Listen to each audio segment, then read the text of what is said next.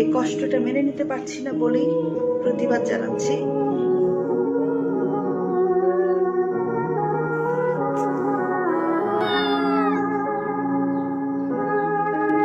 পৃথিবীতে কেউই আসল রূপ নিয়ে থাকে না, প্রত্যেকটা মানুষেরই দুইটা রূপ থাকে। পৃথিবীতে সবাই টাকাকে সম্মান করে, ব্যক্তিকে না।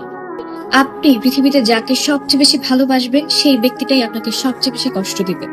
ইকরার কবরের পাশে ছেলে রিজিক দাঁড়িয়ে হাউমাউ করে কান্নার একটি ভিডিও নেটিজেনদের হৃদয়ে বেশ দাগ কেটেছে।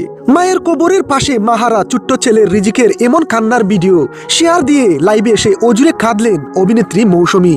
ইকরার ছেলে রিজিককে নিয়ে যা বললেন এবার তিনি। কোনোভাবে মায়ের কবরের পাশ থেকে সরিয়ে নেওয়া যাচ্ছে না মাহারা রিজিককে।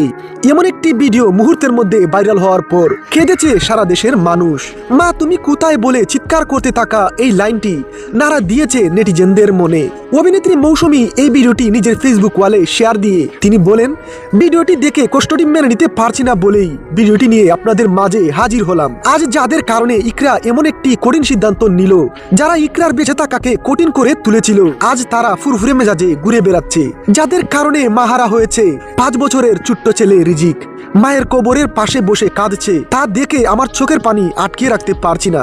আর যাদের কারণে আজ রিজিকের এই অবস্থা, তাদের বিরুদ্ধে কেন ব্যবস্থা নিচ্ছে না পুলিশ?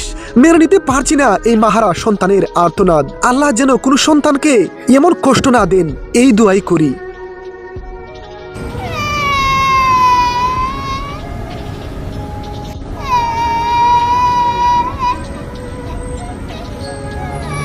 যারা ফার্স্ট হয় না জীবনে, তারা জীবনে ঠকে যায়, আর যারা সেকেন্ড হয় তারাই জিতে যায়। এটা কি তুমি জানো?